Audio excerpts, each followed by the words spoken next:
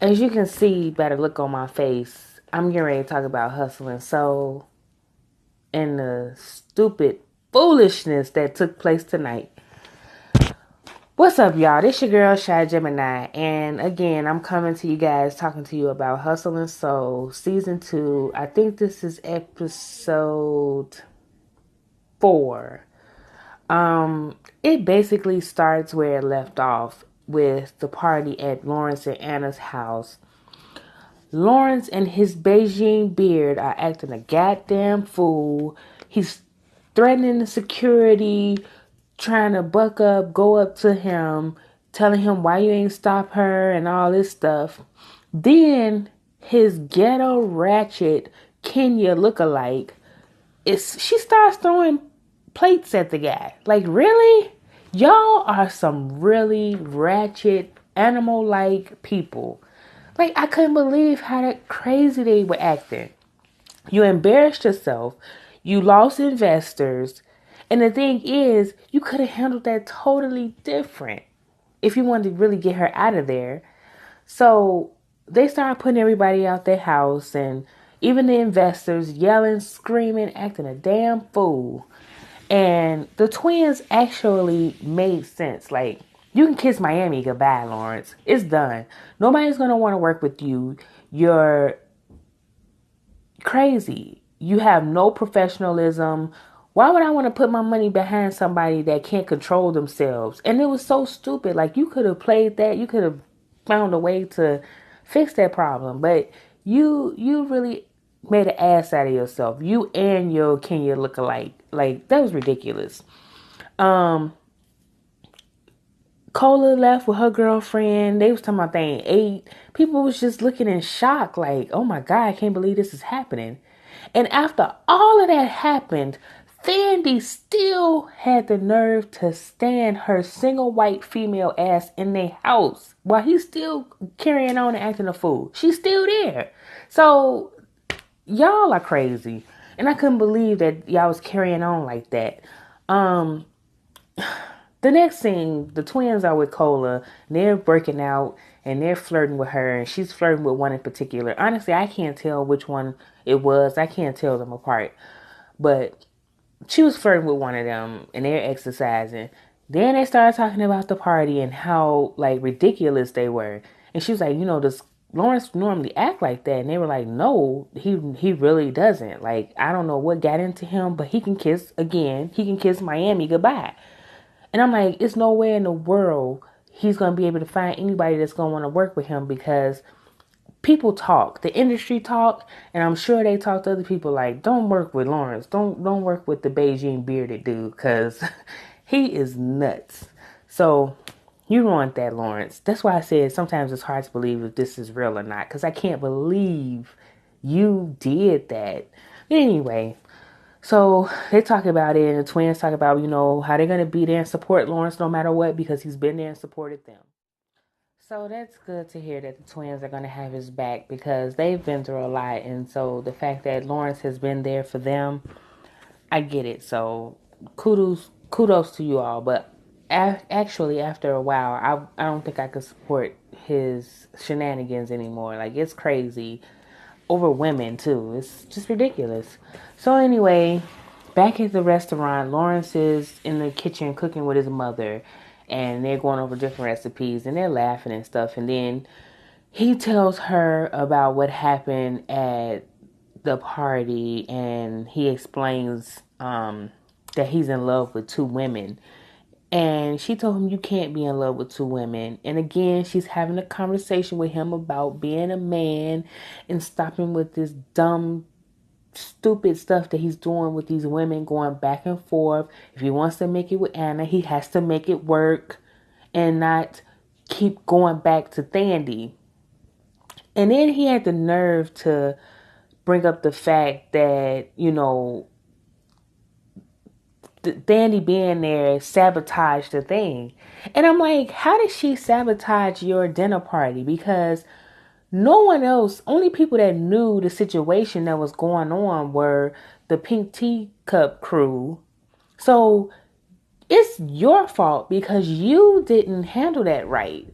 You should have politely taken her out, talked to her, and tell her, look, you cannot be here.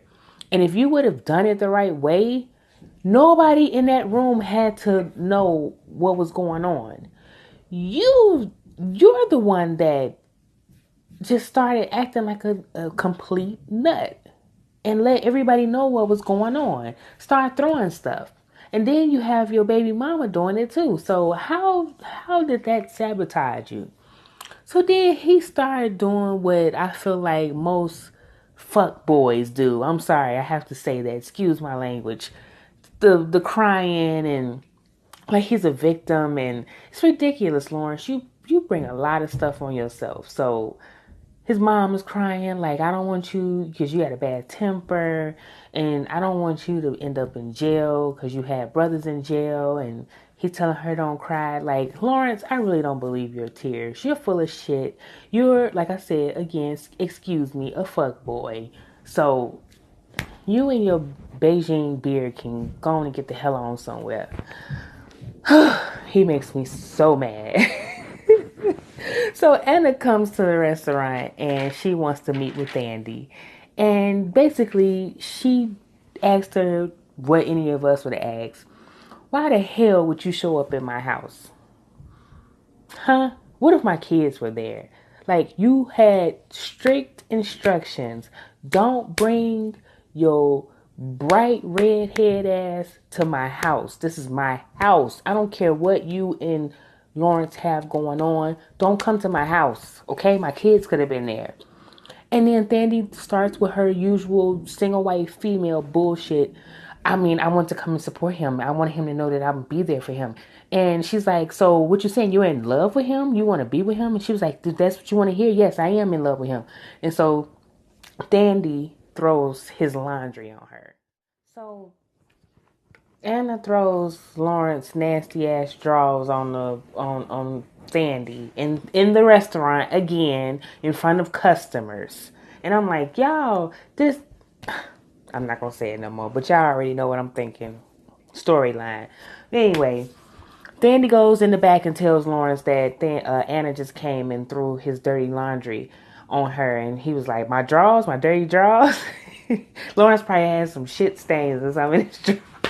Didn't want nobody to see it. So anyway, so they go outside and they talk. And again, she was like, she came in here and she threw her drawers on your drawers on me. And is this what you want her to? This is what you want? And he was like, you came to the party. Why would you come after I told you not to? And you sabotaged, you ruined it for me. And she was like, I just came, I wanted to support you. And I'm like, again, Lawrence, you blaming her when you could have easily diffused the situation. You acted a fool.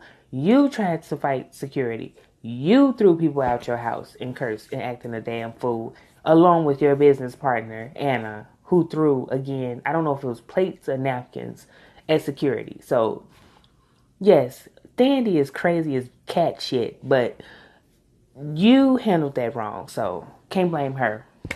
But anyway, he was like, I just want you to be there for me and support me. And, through all of that stuff, she still decides that she wants to stay and support him no matter what and continue to be his doormat. So, have fun being that.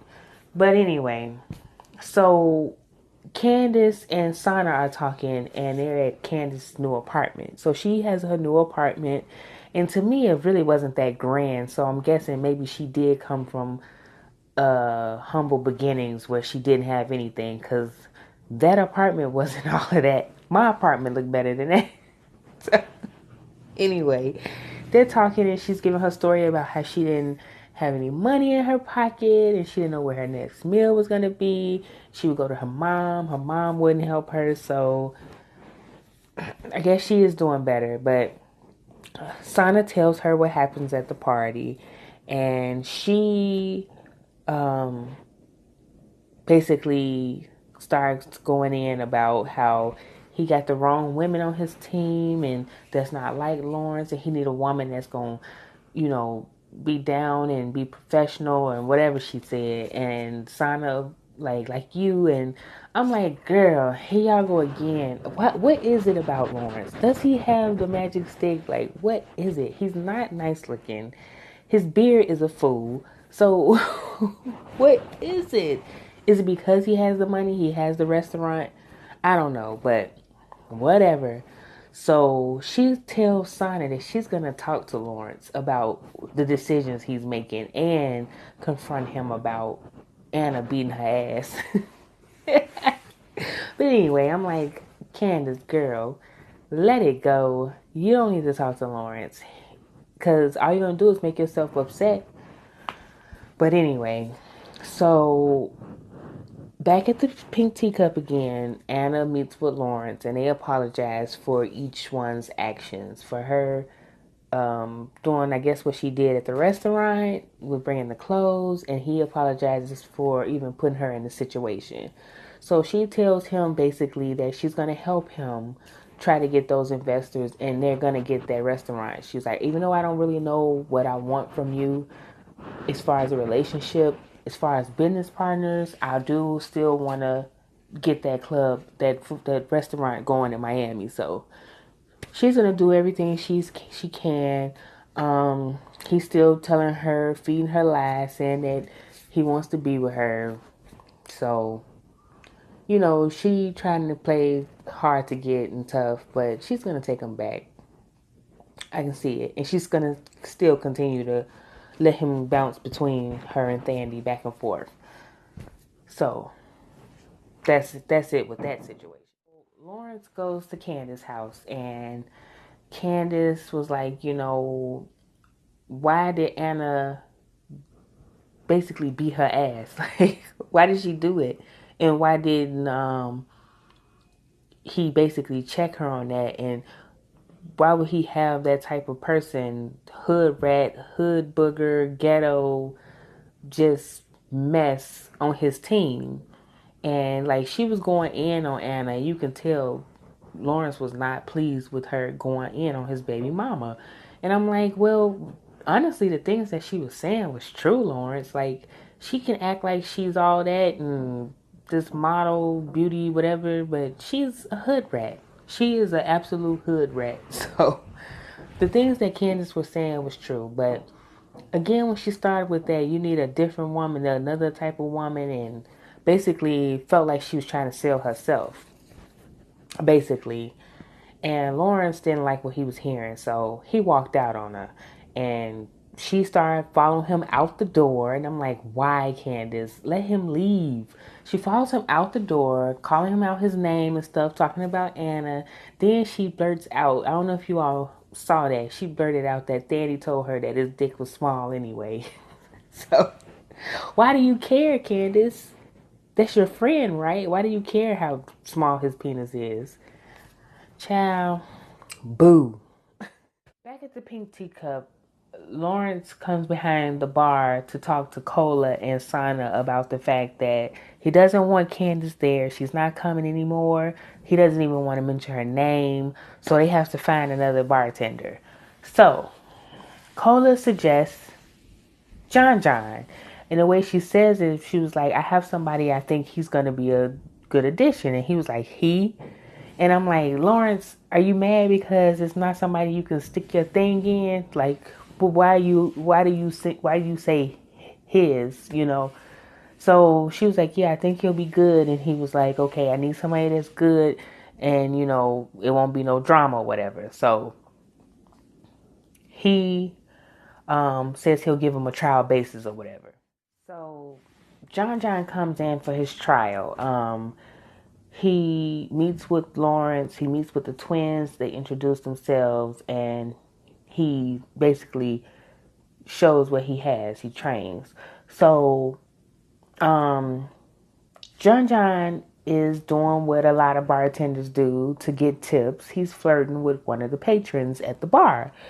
And Cola acts a complete fool. She's upset, and again, they're in an open relationship, but she gets upset. So she tries to call herself retaliating by flirting with one of the twins. I can't never tell them apart, so I'm just gonna call them thing one and thing two. so so she's flirting with possibly thing one, and you know, he puts his arm around her, and John didn't appreciate that, so he throws a piece of ice. So he's like, me flirting with these women is my job. Like, this is how I make my money. And I'm like, I have to agree. Like, yeah, you may not want to see your man flirting with somebody, but this is his job.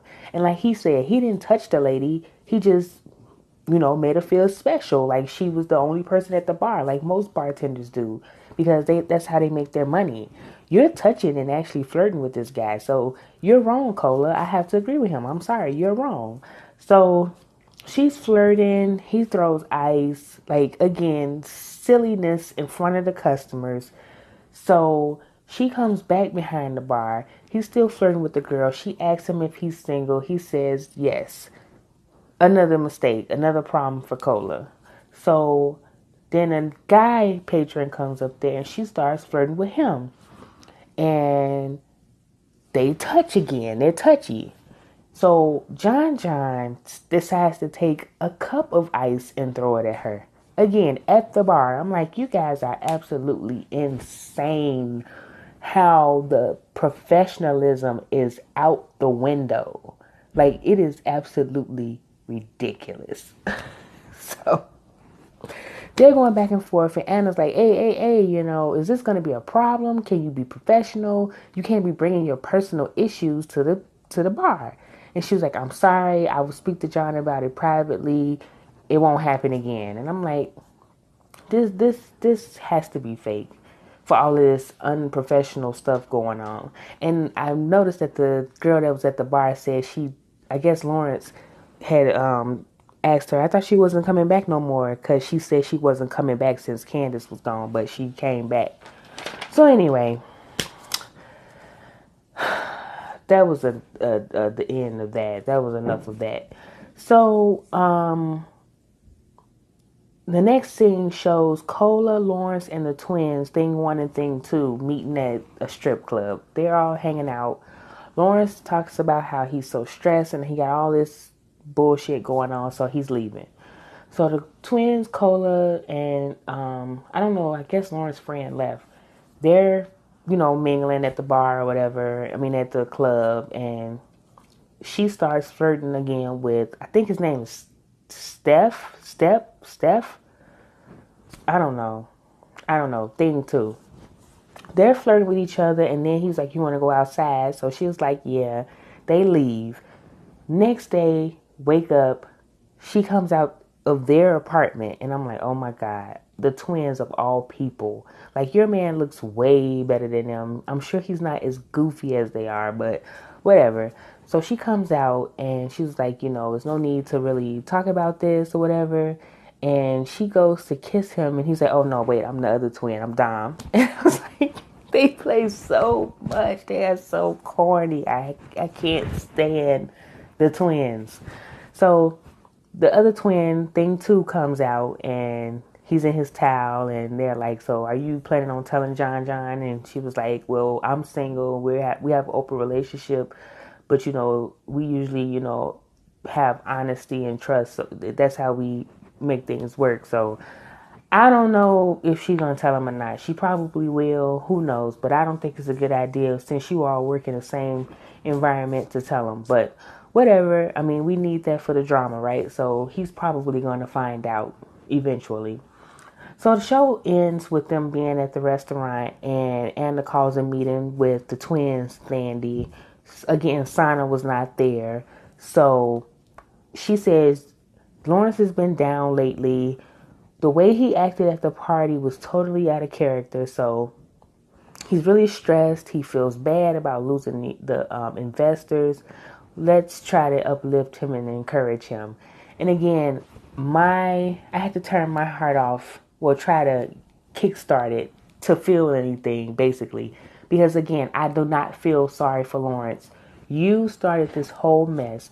First of all, by not keeping your thing to yourself, sleeping with your employees, causing there to be friction, causing this single white female Thandie to come to your house acting a fool. So I cannot feel sorry for you, Lawrence. I feel like it could have been avoided. And no, I don't feel sorry for you. So whatever. So um, they're like, we're going to do what we can to encourage him and be there for him. And she bought them donuts or whatever. So then Lawrence comes in with his beard, his sunglasses, and his poncho, looking like no more drama, looking all sad and depressed. And they were saying, we're here for you. And he was like, that wasn't me. And everybody's talking about how he basically got them from the gutter, because I'm guessing everybody was in the gutter when he found them.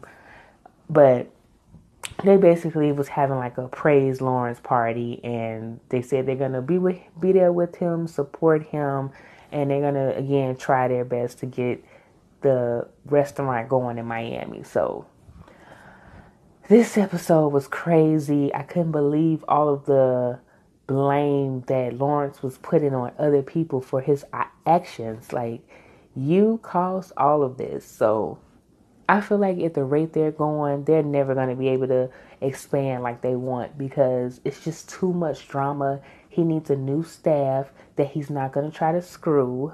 Okay, maybe they have to be ugly. Well, they can't, because I guess that would drive away people. But Lawrence, stop sleeping with your staff. Stop it. So the next episode looks like it's going to be interesting. It looks like Candace is about to drop some tea about Anna and him possibly wanting her to watch them get down. I don't know, but we'll see how that goes. So this is my review again for Hustle and Soul, episode 4 and 3 or 4. I hope I'm telling you the right episode, but I hope you all have a good night. Please, again, thumbs up this video or thumbs down. I will talk to you guys again for the next episode. I hope you all have a good night and a great weekend. All right? I'll talk to you later. Bye.